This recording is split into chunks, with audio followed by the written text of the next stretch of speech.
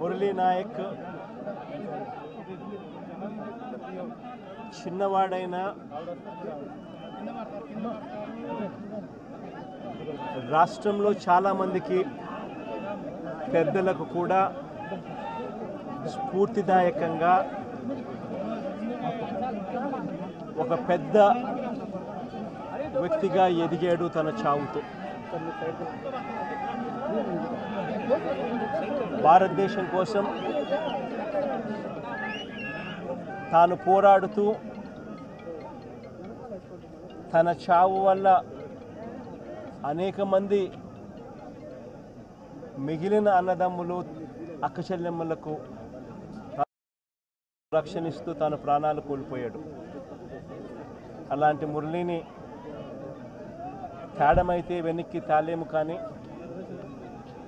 కానీ మురళి చేసిన త్యాగానికైతే మాత్రం ఆంధ్ర రాష్ట్రంలో ఉన్న ప్రతి ఒక్కరం కూడా మురళికి ఇప్పటికీ కూడా రుణపడే ఉంటాం.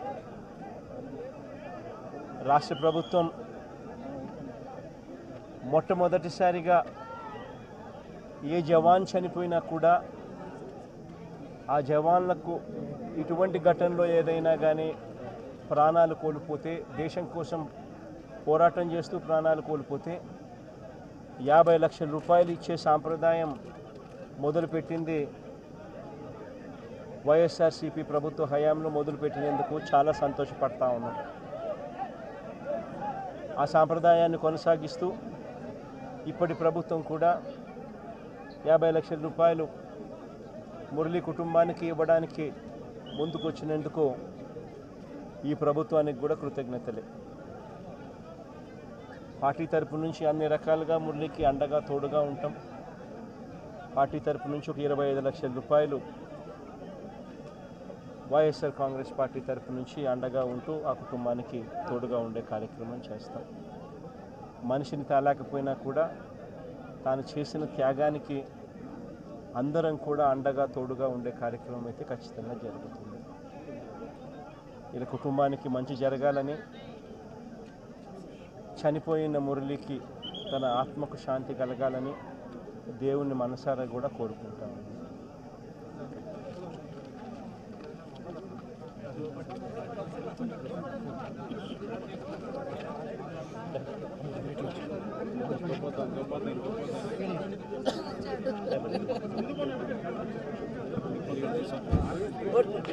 కోటి కోటి ధన్యవాదాలు సార్.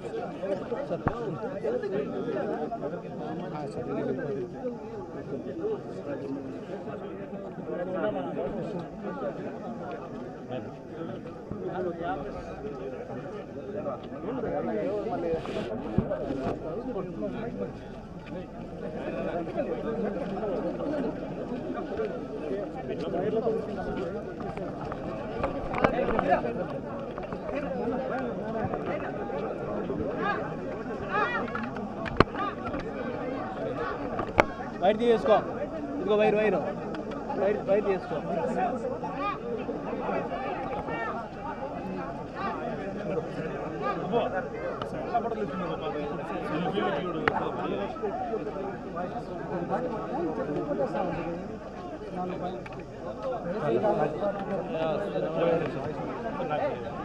Okay, thank you.